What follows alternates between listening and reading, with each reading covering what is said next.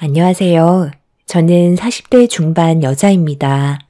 이번에 정말 말도 안 되는 일들이 제 눈앞에 벌어져서 사연을 쓰기로 결정하게 되었습니다. 어느 날 시동생이 저희 집에 찾아왔어요.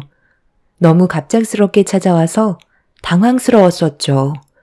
술이 잔뜩 취해선 비틀거리면서 들어온 시동생은 남편에게 살기 힘들다는 말을 제일 먼저 꺼냈습니다. 좋지 않은 분위기를 파악한 남편은 일단 시동생을 진정시키며 무슨 일인지 알아보기 위해 진지한 대화를 이어나가기 시작했고, 저희가 들은 내용은 동서와 이혼을 해야 될 것 같다는 말이었어요. 저희도 어느 정도는 예상했던 말이 나와서 크게 놀라지는 않았었는데, 문제는 9살 된 조카를 데려가겠다는 말이었습니다. 시동생은 자기가 키우겠다고 했지만 의견 조율이 되지 않아 한바탕 싸움이 났고 결국 집 밖으로 뛰쳐나왔다고 하더라고요. 시동생과 동서는 서로의 성격이 너무 달라서 다투는 모습을 자주 봤었어요. 그런 모습들이 조카에게도 안 좋은 영향을 끼치고 있었죠. 그래서 이런 문제들을 해결하기 위해 가족 모두가 모여 많은 대화를 나눴었지만 결국 항상 제자리였고 좋아지는 건 아무것도 없었습니다. 시동생은 정상적인 가정을 꾸리기 위해 밤낮 안 가리며 정말 열심히 살아왔었지만 동서는 항상 반대의 길을 선택했고 그걸 보다 못한 저희들이 직접 나선 적도 몇 번 있었어요. 그 때문에 남편과 동서가 서로 얼굴을 붉히며 싸운 적도 있었죠. 이런 문제들이 시동생을 더 이상 버티지 못하게 만들었는지 이혼을 결정하게 되었는데 동서가 조카를 데려가 키운다는 말에 또 한 번 시동생의 집안은 난장판이 되고 말았던 거였죠. 저희는 힘들어하는 시동생의 하소연을 전부 다 들어주었고 남편과 동서는 얼굴을 한번 붉혔었기 때문에 제가 따로 만나 대화를 좀 해봐야 할 것 같았어요. 그렇게 다음날 동서에게 연락을 취한 다음 집으로 찾아가게 되었고 전날에 있었던 일들에 대해 동서는 어떻게 생각하고 있는지 물어보았네요. 성격이 너무 안 맞아요. 그래서 이혼 결정했어요. 그게 잘못된 건 아니잖아요? 계속 이런 식으로 버텨봤자 결국 끝은 더 안 좋아질 게 뻔한데 괜히 시간 끌면서 가정을 붙잡을 필요는 없는 거잖아요. 그래서 하루빨리 각자의 인생을 살아가는 게 좋을 것 같아요. 저도 정말 이혼까지는 생각 안 하려 했는데 같이 살아가기에는 너무 의견 차이가 심해요. 어제 서방님이랑 대화를 많이 나눴었지만 둘이 이혼을 하면 조카는 동서가 키우기로 했었다며. 그런데 서방님이랑 제일 많이 다투는 문제가 동서가 조카를 방치해서 문제가 생기는 거라는데 이 말이 확실히 맞는 거야? 제가 집에서 할 일이 얼마나 많은데요. 이건 형님도 집안일 해보셔서 아시잖아요? 그러다 보니 소홀할 수도 있는 거고 저 또한 볼일을 봐야 하니까 많은 것들을 신경 쓰기에는 한계가 있는 건데 그게 그렇게 잘못된 건 아니잖아요? 그리고 은혁이 제가 10달 배 아파 낳은 자식이에요. 그이랑 느끼는 모성애는 하늘과 땅 차이라고요. 그래서 은혁이는 제가 데려갈 거예요. 동서가 집안일을 지금 잘한다고 생각해?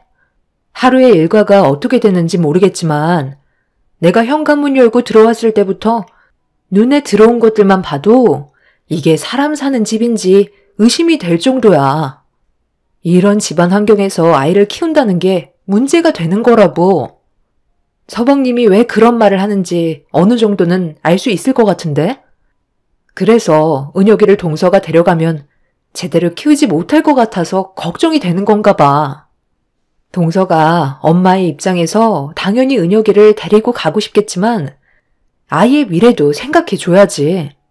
이혼하면 재산 반 가져가기로 했다면서 은혁이를 잘 키우겠다는 조건을 내걸었다는데? 그럼 서방님한테 어느 정도 확신을 줘야 하지 않을까? 총 재산 30억에 방갈라 가져가겠다며. 어차피 이혼할 건데 제가 이 집에 시간 투자할 필요는 없는 거잖아요? 은혁이만 데려가서 잘 키우면 되는 거 아닌가요?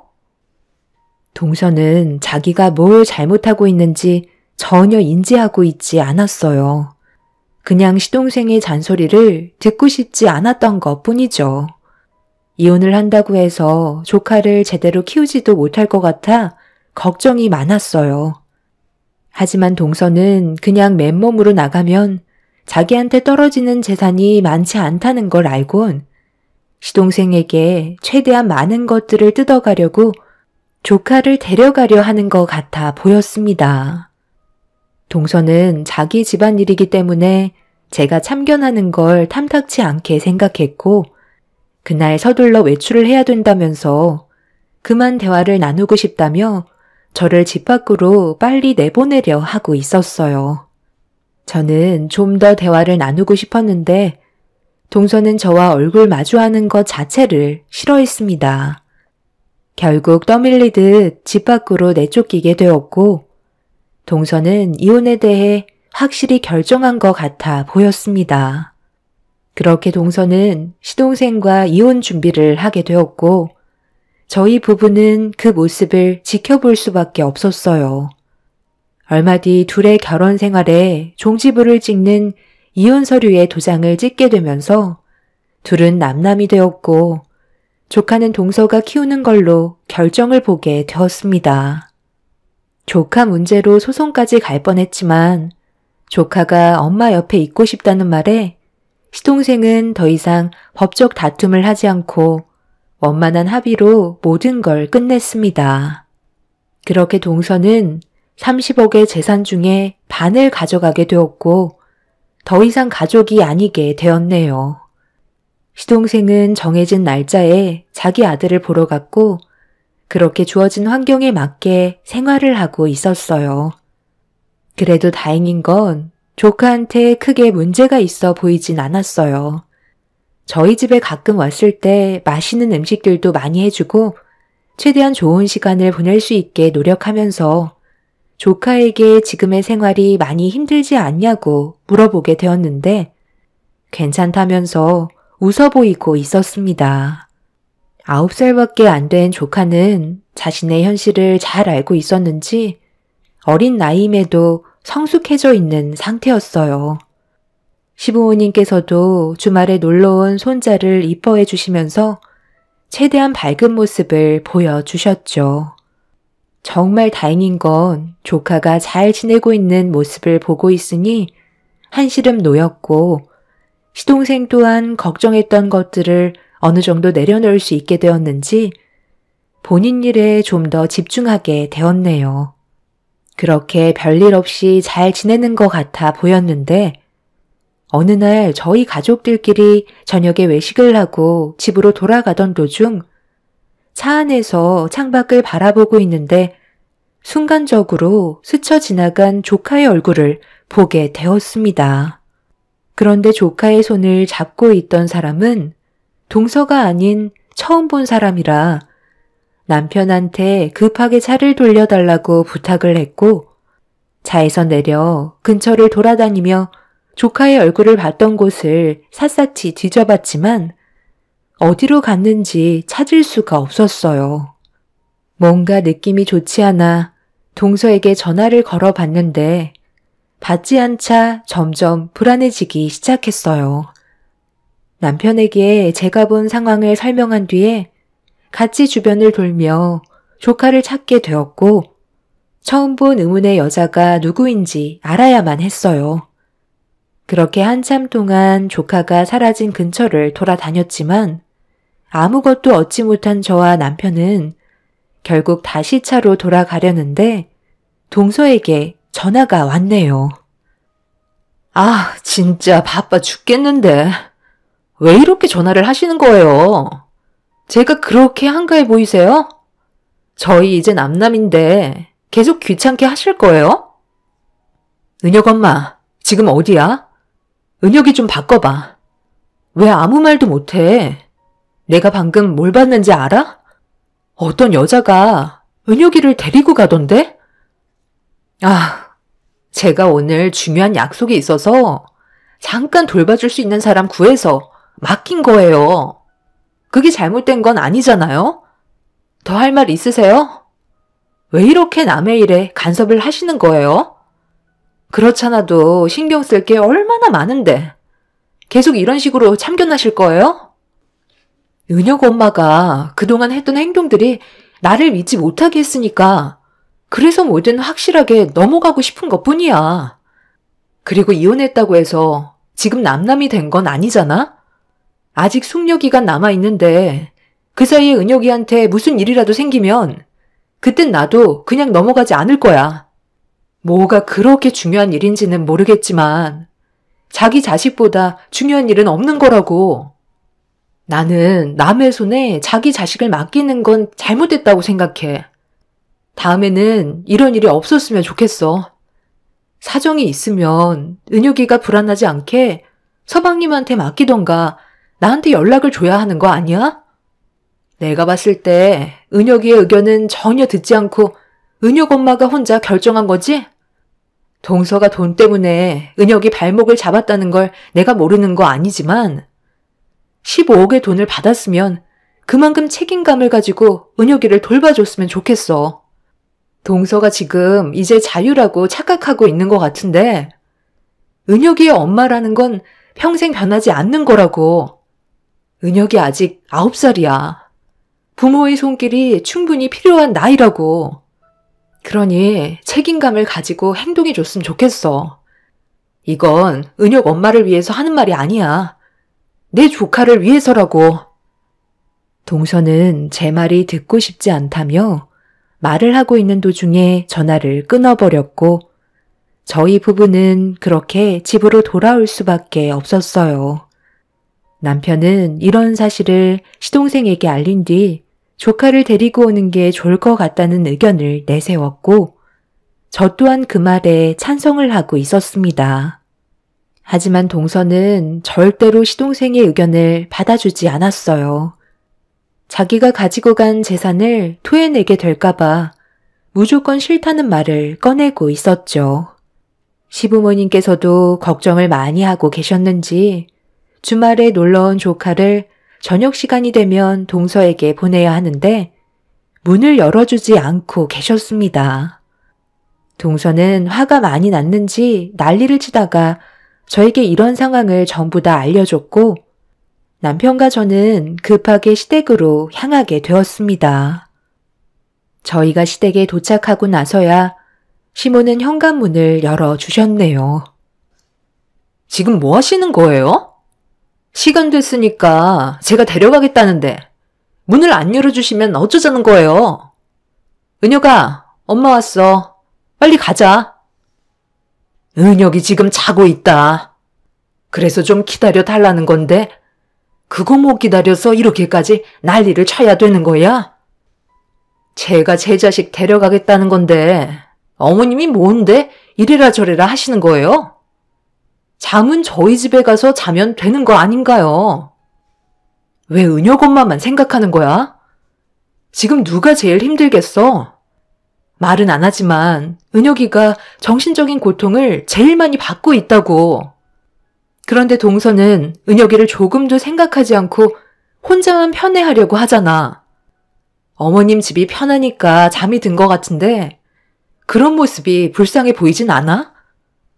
동서는 하루가 다르게 엄청 잘 지내고 있는 것 같은데 은혁이는 점점 말라가고 있는 것 같네. 제대로 돌보는 건 맞는 거야? 내가 봤을 때 서방님이랑 결혼 생활할 때보다 더 못 돌봐주고 있는 것 같은데? 이혼을 했으니까 저도 먹고 살아야 되는 거잖아요. 그러다 보면 아이한테 좀 소홀해질 수 있는 거지. 어떻게 맨날 옆에 끼고 살아요? 15억이면 솔직히 푼돈이잖아요.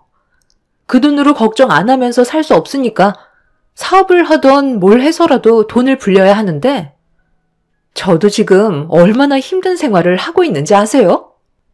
남편 잘못 만나서 내 인생 다 망쳤는데 지금 누구한테 뭐라고 하는 거예요? 은혁이 아빠는 정해진 날짜에 보면 되는 거라 편하겠지만 저는 매일 붙어 있는다고요. 동서는 시부모님 방에서 자고 있는 조카를 깨웠고 무작정 데리고 집으로 돌아가 버렸습니다. 시동생이 늦게까지 일을 해야 되다 보니 시댁에 올 수 있는 상황이 아닌 걸 알고 있어서 그런지 더욱더 큰 소리로 난리를 쳤고 저희는 어쩔 수 없이 조카를 보내줘야만 했어요. 시모는 집 밖을 나서는 조카를 보면서 나중에 또 놀러 오라며 보내줬지만 그날 난리가 난 이후 동서는 조카를 시댁에 2번 다시 보내지 않았습니다. 시동생과의 만남도 평일에 1번, 주말에 1번 보는 거였는데 평일에 1번 보는 걸로 혼자 결정해 버렸네요. 저희는 조카가 상처받을까봐 모든 게 조심스러웠지만 동서는 그런 걸 잘 알고 있었는지 더욱더 막 나가기 시작했고 정말 이건 아닌 것 같아 특단의 조치가 필요해 보였어요. 그래서 남편과 진지하게 상의를 한 다음 평일에 시동생이 동서를 만날 때 저희도 함께 그 자리를 참석했습니다. 그리고 조카가 할 수 있는 것들을 일러준 뒤 하나하나 계획을 세워나가기 시작했어요. 똑똑한 조카는 제 말을 잘 새겨 들었고 그렇게 저는 때를 기다리고 있었습니다. 제가 판단하기에는 조카가 동서 밑에서 정상적으로 살아가지 못할 것 같아 보였어요. 교육도 제대로 이루어지지 않았고 동서는 자기 꾸미기에도 시간이 모자랄 정도로 많이 바쁜 생활을 보내고 있었습니다. 그래서 저는 바쁜 시동생을 대신해 제가 도와줄 수 있는 것들을 하나하나 처리해 나갔어요. 그렇게 조카와 제가 여러 가지 계획을 세우면서 지내던 어느 날 모르는 전화 한 통을 받게 되었는데 너무 충격적인 일이라 급하게 전화가 온 장소로 출발하게 되었고 목적지에 도착한 순간 저는 입을 다물지 못했습니다. 어느 한 여성분께서 조카의 손을 잡고 있었는데 어떻게 된 건지 거지꼴이 된 상태로 방치가 되어 있었습니다. 저는 어떻게 된 건지 상황을 여쭤보니 여성분은 다름 아닌 조카를 가끔 돌봐줬던 보모였습니다. 보모는 주변을 살피더니 조용한 곳에서 대화를 주고받고 싶다며 장소를 옮기길 원했고 저는 급하게 조카와 보모를 차에 태운 뒤에 다른 곳으로 장소를 옮기게 되었어요. 보모는 심각한 얼굴을 하더니 핸드폰을 꺼내 영상 하나를 보여주더라고요. 남의 가정사에 참견하는 게 상당히 껄끄러운 문제이긴 하지만 방치되어 있는 조카가 앞으로 걱정이 돼서 더 이상은 지켜만 볼 수 없다며 재생 버튼을 누르는 순간 저는 그 영상을 보곤 입을 다물지 못했고 영상에서 보이는 동서와 의문의 남자의 대화에 화가 머리끝까지 치밀어 올랐네요. 다른 지역으로 이사를 하는 게 좋을 것 같아. 계속해서 내 삶에 참견하는 그 집안 사람들과 더 이상 마주치기 싫다고. 그럼 더 50만 사게 된다는 거 몰라? 은혁이를 우리가 옆에 끼고 있어야 당신이 받은 15억이 온전하게 있는 거라고. 그렇지 않으면 그 돈의 일부는 결국 그놈이 다시 가져가는 거잖아. 내가 오죽 걱정이 되면 여기까지 찾아왔겠어? 얼굴을 안 보여준다면 이 문제를 걸고 넘어질 게 뻔하고 결국 소송까지 가게 되면 당신이 은혁이를 맞는 데 있어서 부족하다는 판결이 날 수도 있다고. 그건 내가 걱정하지 말라고 했잖아. 은혁이한테 확실하게 얘기했다니까. 제가 똑똑한 애라서 내 말은 확실하게 알아듣는다고. 쓸데없는 말 하지 말고 무조건 엄마가 잘 챙겨준다는 말만 하라고 했어. 내가 시키지 않는 대로 행동하면 2번 다시 아빠 얼굴 못 본다고 했다니까. 자기도 그건 싫은지 아무 말도 하지 않아. 지금까지 잘하고 있잖아. 나는 오히려 양육하는데 그 집안 사람들이 애한테 혼란만 주려고 하는 것 같다며 반대로 소송하면 된다고. 나한테 함부로 할 수가 없어. 그러니까 당신 사업이나 신경 써. 앞으로 키워야 될 자식이 하나가 아니라 둘인 거 알지? 정말 다행인 건 임신 사실을 그 집안에서 알지 못한 상황에 이혼을 했다는 거야. 만약에 당신이랑 몰래 만나다가 임신까지 했다는 걸 들키기라도 했어봐. 그럼 15억 우리 손에 넘어오지도 않았다고. 아직 숙려 기간이니까 이 기간 안에만 최대한 조심하면 돼. 요즘에 배가 조금씩 불러오는 것 같아서 은혁 아빠 만나는 것도 얼마나 신경 쓰이는데. 그래서 다른 지역으로 이사하는 게 좋을 것 같다고 얘기하는 거야. 일단 출산부터 해야 혼인 기간 중에 임신했다는 걸 확실하게 숨길 수 있잖아. 그렇긴 한데 10달 동안 어떻게 자식 얼굴을 안 보여줄 수 있냐는 거야.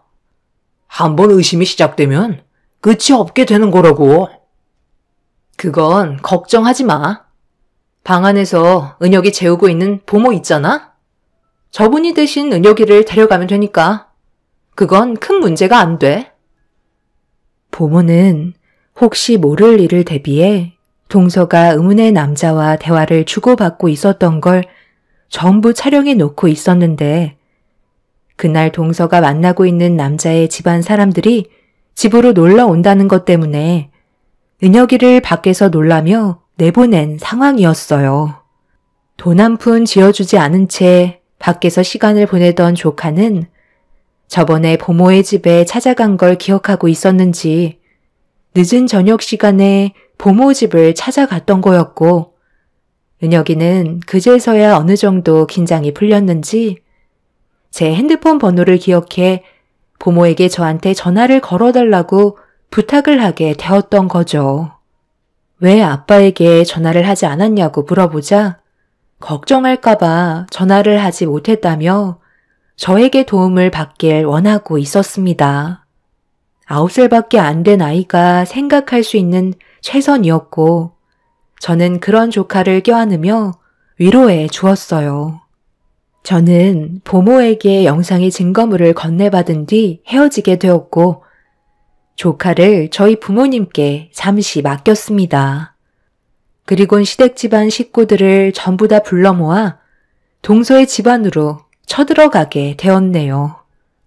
동네가 떠나갈 정도로 제가 문을 두드리자 동서가 당황한 듯 급하게 혼자 나왔고 나중에 다시 얘기하자며 돌아가 달라고 저희 가족에게 부탁을 하는 순간 시동생은 동서의 뺨에 손을 올려붙이고 말았습니다.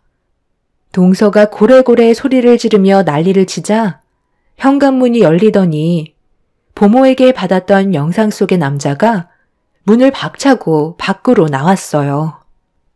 결국 그 남자와 시동생은 몸싸움이 벌어졌고 서로 막말을 주고받기 시작했는데 시모가 동서의 머리채를 잡으며 집 안으로 밀치셨어요. 그렇게 저희 가족 전부는 동서의 집으로 들어가게 되었고 그 안에는 동서와 만나고 있던 남자의 부모도 함께 자리를 하고 있었습니다. 지금 이게 뭐 하는 짓이에요? 남의 집에 함부로 들어오는 건 처벌받는 거 몰라요? 당장 우리 집에서 나가주세요. 너 지금 은혁이 어디 갔어? 네가 그러고도 엄마야? 어떻게 은혁이를 집 밖에 방치할 수가 있는 거야? 그게 무슨 말이야. 잠깐 식사 모임이 있어서 밖에서 놀라고 했던 것 뿐이라고. 그게 잘못된 건 아니잖아? 확실히 잘못된 거지. 남의 식구는 중요하고 자기 자식은 내팽개쳐도 된다는 거야? 네가 여기서 깔깔거리면서 음식을 먹고 분위기를 즐기고 있을 때 은혁이는 얼마나 힘들었을지 생각 안 해봤어? 중고등학생도 아니고 이제 9살밖에 안 된 애를 밖에서 놀라고 늦은 시간까지 방치하는 게 말이 된다고 생각해? 그리고 이거 뭐야? 네가 이러고도 사람이야?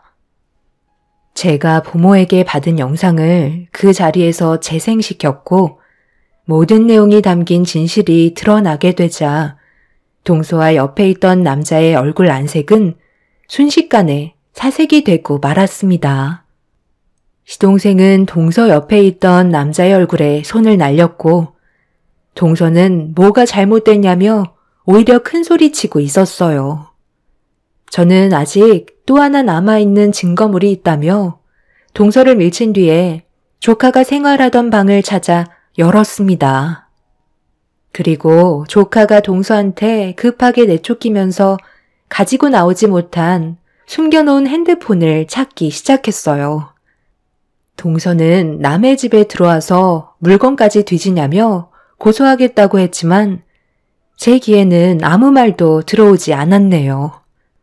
그렇게 조카가 숨겨놓았던 핸드폰을 찾게 되었고 동서는 제 손에 들려있는 핸드폰을 보더니 당황스러워 했어요. 동서는 쓸데없이 저희 가족에게 전화를 할까봐 조카에게 핸드폰을 사주지 않았었지만 제가 혹시 모를 일을 대비해 동서 몰래 조카한테 핸드폰을 사줬던 적이 있었어요. 그리고 무슨 일이 생기면 무조건 녹음을 하던가 영상을 촬영해 놓으라고 시킨 뒤 나중에 제가 달라고 하면 그때 돌려주기로 했었죠. 하지만 상황이 이렇게 되어버렸기 때문에 제가 직접 조카의 핸드폰을 찾게 되었고 그 안에 있던 영상과 녹음된 파일을 확인하는 순간 온 집안은 쑥대밭이 되고 말았습니다. 동서는 자기 자식에게 입에 담지 못할 말을 꺼내면서 저번에 시댁에서 잠깐 졸았던 걸로 집으로 돌아와 심하게 화를 내며 두 번 다시 아빠 얼굴은 못 보게 될 줄 알라며 난리를 치던 동서의 목소리가 담겨 있었습니다. 그런데 그 옆에서 동서와 만나고 있던 남자가 말로만 해선 말을 듣지 않는다고 더욱더 크게 화를 내고 있었어요. 저희 집안 식구들은 이성을 잃어버렸고 이것 외에도 상간남이 동서가 없을 때 조카에게 했던 상당히 많은 충격적인 증거물들이 조카의 핸드폰에 담겨 있었습니다. 결국 그날의 사건 이후로 소송을 진행하게 되면서 동서가 자기 자식을 이용해 받았던 15억의 일부를 되돌려 받을 수 있었습니다. 그리고 오히려 혼인 기간 중에 다른 남자를 만나 임신을 했다는 사실로 시동생은 역고소를 통해 동서와 상간남에게까지 위자료를 받을 수 있었네요. 재판에서는 동서는 엄마의 자격이 없다며 접근 금지 처분을 허용해 주었고 그렇게 모든 사건이 마무리가 되었습니다. 시동생은 저에게 많은 걸 도와줘서 정말 고맙다며 동서에게 받았던 일부 금액을 포함해 10억을 저에게 넘겨주었어요. 시동생이 사업으로 많이 바쁜 상태라 제가 조카를 대신 돌봐주기로 결정을 하게 되었습니다. 저희는 돈을 받지 않겠다고 했지만 많은 걸 제자리로 돌려놓을 수 있게 해준 거와 앞으로 조카를 잘 좀 봐달라며 10억을 결국 넘겨주었네요. 조카는 제 곁에서 떨어지지 않을 정도로 껌딱지가 되었어요. 그리고 사업을 하는 시동생은 모든 게 안정적으로 되어가자 잘 풀리지 않았던 사업이 불경기인데도 잘 되고 있는 중입니다. 동서는 자기와 살림을 차리며 같이 살겠다고 했던 남자가 동서에게 있던 거금의 돈이 사라지자 얼마 남지 않은 돈까지 모조리 들고 잠적해버린 상태였고 동서는 빈털터리가 돼선 상간남의 아이를 혼자서 키우게 되는 불행을 맞이하게 되었네요. 동선의 부모가 시댁에 직접 찾아와 용서를 구했지만 저희가 받아줄 이유는 전혀 없었습니다. 자신의 행복을 걷어차버린 동서는 결국 나락으로 떨어지고 말았네요. 그리고 시부모님께서 얼마 전에 저를 따로 부르셨길래 무슨 일인지 전혀 모르는 상태에서 시댁을 방문하게 되었는데 제가 시댁 식구의 문제를 피를 나눈 가족처럼 진심을 다해 도와줘서 정말 고마웠다며 또 저희 부모님께서도 급할 때 가끔 은혁이 돌봐주시는 것도 너무 감사드린다며 친정 부모님이 앞으로 살게 되실 전원주택을 마련해 주셨습니다. 전혀 생각하지 못했던 일이라 많이 당황스러웠는데 제가 적극적으로 도와주지 않았다면 시댁의 집안은 무너졌을 거라고 돈보다 가족이 우선이라며 그동안의 감사함을 표한 거니 받아달라고 하셨네요. 안 좋았던 일들이 해결이 되자 저에게도 이런 좋은 날이 오네요. 앞으로 저희 가족 모두가 행복만 가득한 날들이 펼쳐졌으면 좋겠어요. 여러분들께서도 언제나 좋은 일들만 가득하시길 바랍니다. 감사합니다.